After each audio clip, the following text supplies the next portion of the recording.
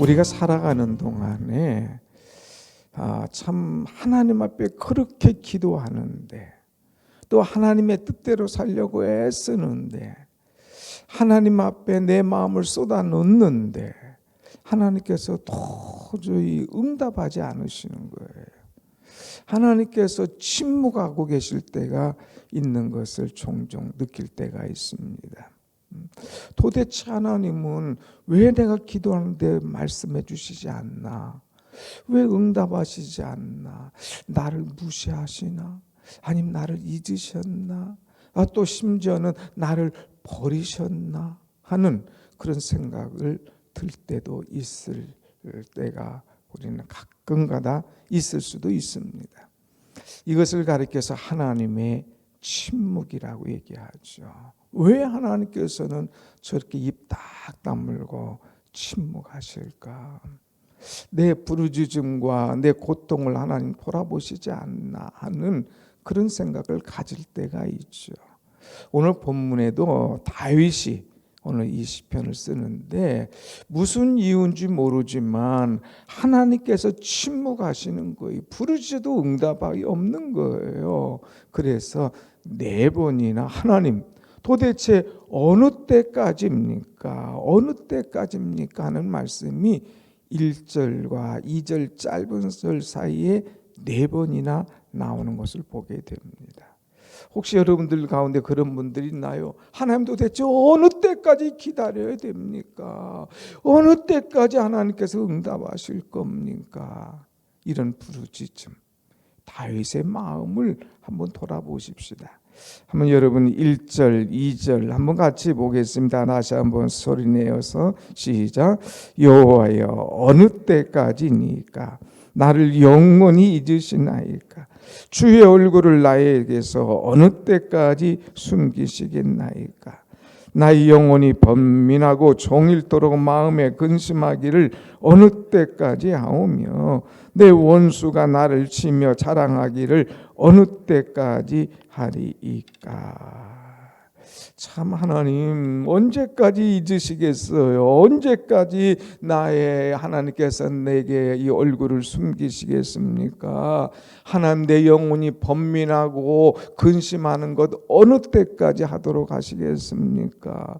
원수들이 나를 치고 자랑하는 것 언제까지 하도록 두고 보실 겁니까? 하면서 하소연하고 더 나아가서는 항의같이 하고 있습니다.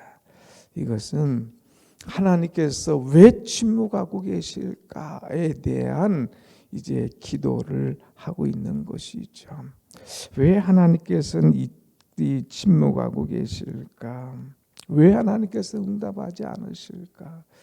여러분 우리가 살다 보면 고통을 당할 때도 있어요.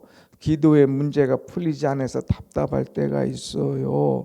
또한 어떤 질병으로 인하여서 해결되지 않아서 참 아플 때가 있어요. 이것이 하루도 아니고 이것이 한 주간도 아니고 이것이 한 달도 아니고 계속될 때에 얼마나 힘들겠습니까? 자칫 잘못하면 이것이 계속되면 이제 하나님 앞에 기도하는 것이 점차 줄어들 수가 있고 하나님을 잊어버릴 수도 있다고 하는 것이죠. 다윗은 이런 상황 속에서 하나님 앞에 기도하기를 하나님 어느 때까지입니까? 제가 자칫 잘못하면 사망의 잠을 잘까 두렵습니다 하는 이 고백을 하고 있는 것이죠. 여러분 한번 말씀 볼까요? 다음 3절 말씀 다 같이 시작. 여호와 내 하나님이여 나를 생각하사 응답하시고 나의 눈을 밝히소서.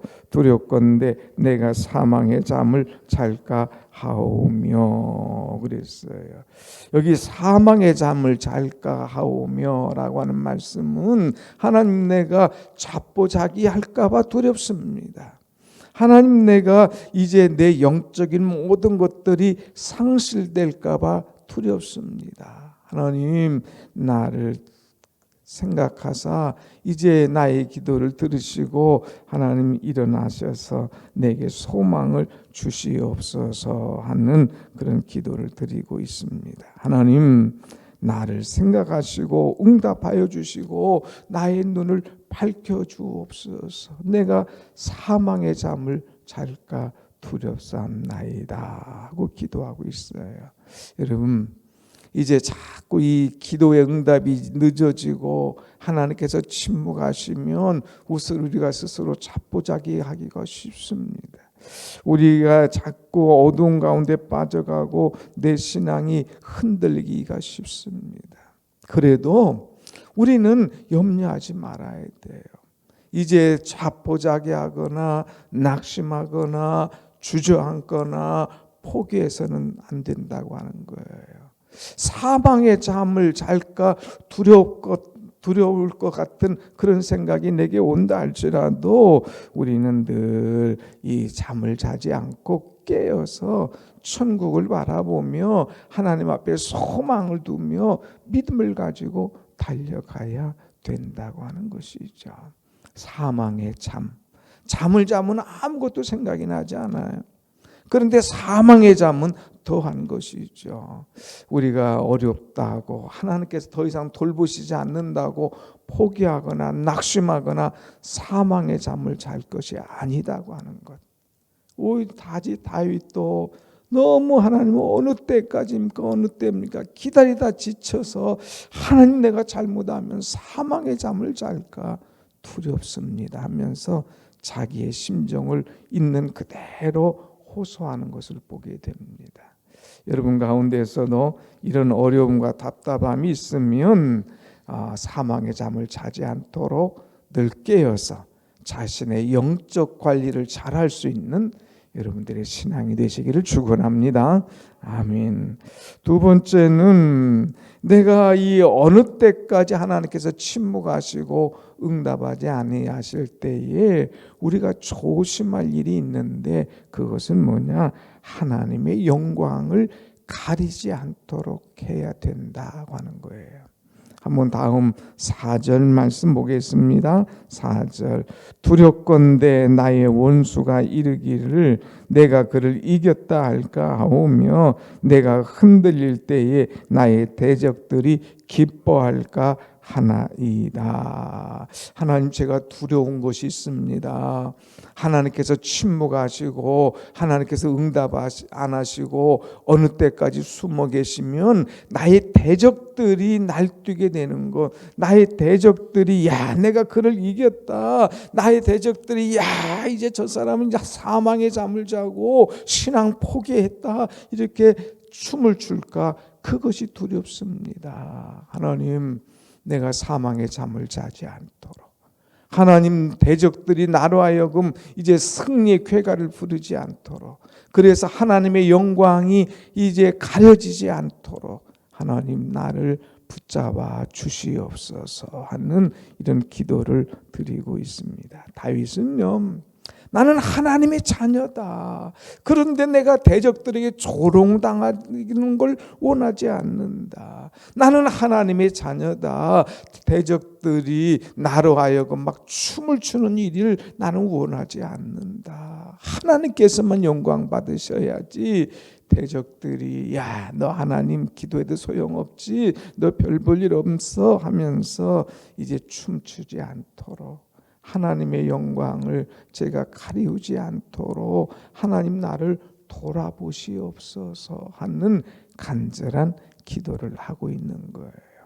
여러분, 우리가 기도 응답이 좀 더뎌도 늦어도 포기하지 말고 하나님의 영광을 가리우지 말고 믿음으로 끝까지 기다리는 우리의 신앙이 되시기를 축원합니다.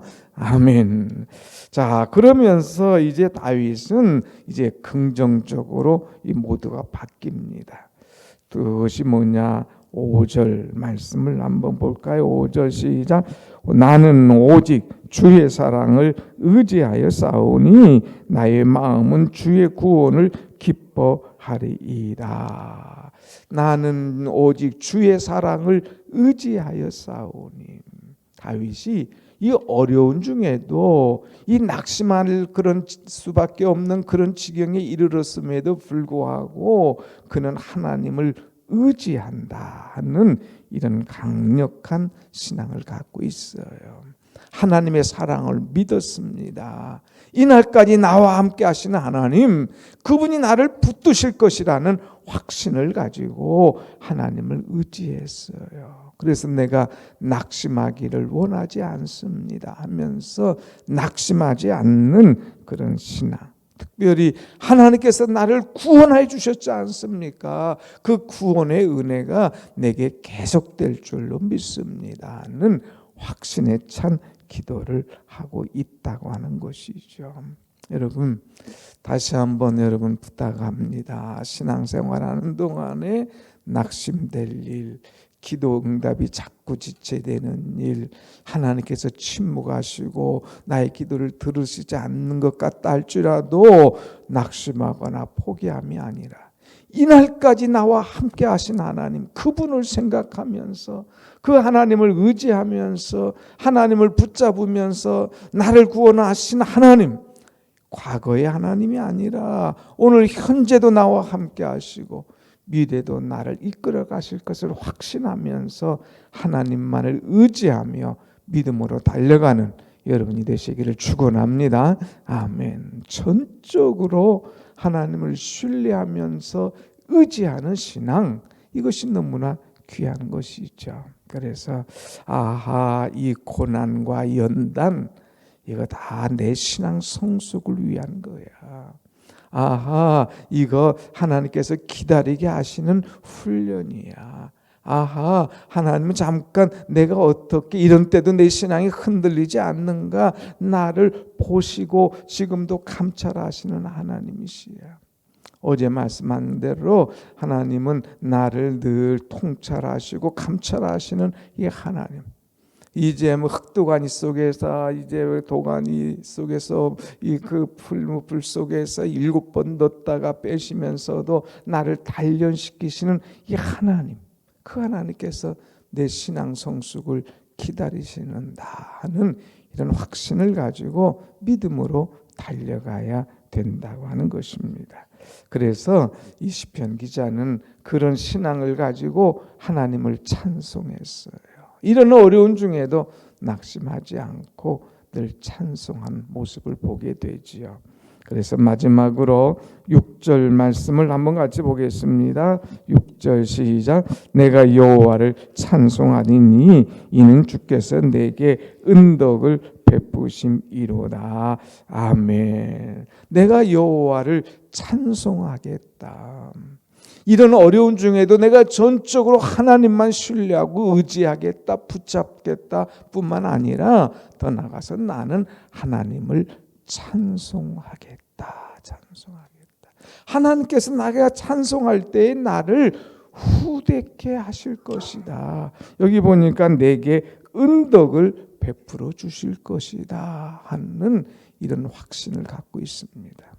한번 따라서 해볼까요? 내가 찬송할 때에 하나님께서 나에게 은덕을 베풀어 주십니다. 여기서 은덕을 베풀어 주신다고 하는 말은 무슨 말이냐? 하나님께서 나의 기도를 들으시고 보상하시고 또 후하게 대우해 주신다 하는 말씀이에요. 그전 성경은 후대한다, 후하게 대우해 주신다, 베풀어 주신다, 갚아 주신다, 보상해 주신다고 하는 거예요. 믿음의 시각이 확 바뀌었습니다. 앞에서는 믿음의 시각이 하나님 언제까지입니까? 도대체 어느 때까지 약간 불평도 섞일 수도 있어요.